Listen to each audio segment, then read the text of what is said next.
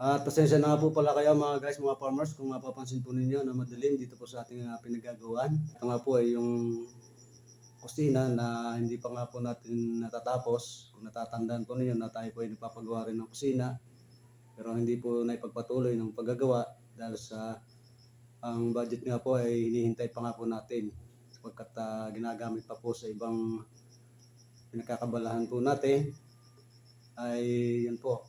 Kaya hindi po pa naipagpapatuloy ang paggagawa po ng ating kusina. Ito po yung kusina po natin, yun nga po yung dalawang CR, hindi pa po nagagawa.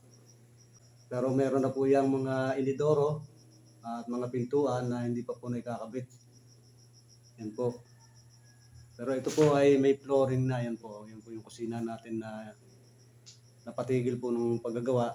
Kaya nga dito po ako naggawa dito sa loob. Ay dahil sa patag po dito sa loob po ng kusina na hindi pa po tapos. Ito naman po ang kusinang ito, hindi pa po naman namin ginagamit ito mga guys, mga farmers. At dahil sa kaya madilim din po ay may dilim na naman po ng ulan sa labas. Yan po, madilim po yung paligid natin sa labas. Dahil sa may dilim nga po ng ulan ay madilim din dito sa loob po ng ating pinagagawaan. Kaya pasensya na po kayo mga guys, mga farmers kung madilim po rito sa ating pinagagawaan. Yan po. Tayo nga po ay may planong magtanim ng dragon fruits. Maganda raw po yung dragon fruits. Minsan lang po natin itatanim pero mahaba po ang buhay niyan. Hanggat gusto nating alamanin ang dragon fruits, basta malaga lang po tayo sa pupunin, ay matagal po ang buhay ng dragon fruits. Umabot po yan ng 30 taon or more pa o masigit pa. Tatagal po ang buhay po ng dragon fruits. Kaya naisipan po natin na magtanim po ng dragon fruits. Kaya nga po, ini-prepare na po natin yung mga poste po nila. Maayos po kasi dito, maluwang or mahaba itong lugar na to. Kaya dito po natin napili na magawa ng poste ng dragon fruits. Yan pa mga guys, mga farmers. At sana'y samahan ko po ninyo ako sa magpapatuloy po ng ating paggagawa ng poste ng dragon fruits.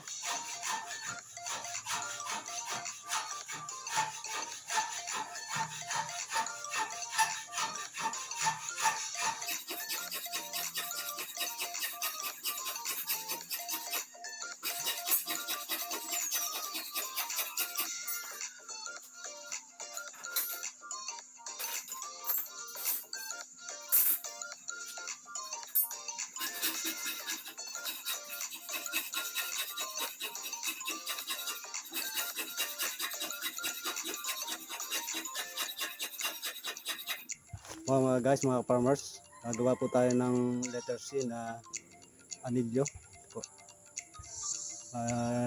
Gagamitin po natin sa paggagawa po natin ng poste po ng dragon fruits. Ayun po, magbe-bend po tayo ng bakan.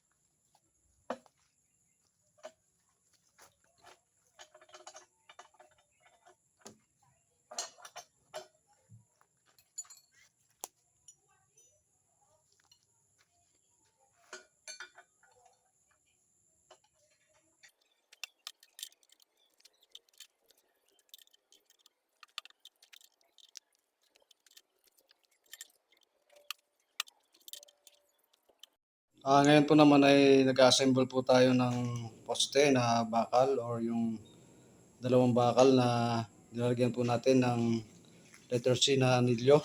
Yun po. Nagtatali po natin. Ito po yung binend natin kanina mga guys, mga farmers. At ngayon po, tayo po ay magtatali na po ng anilyo dyan po sa bakal na or yung bakal na ilalagay po natin sa gagawin po nating poste. Yan po, ang nilalagay nga po pala nating bakal ay dalawang 10mm lang po.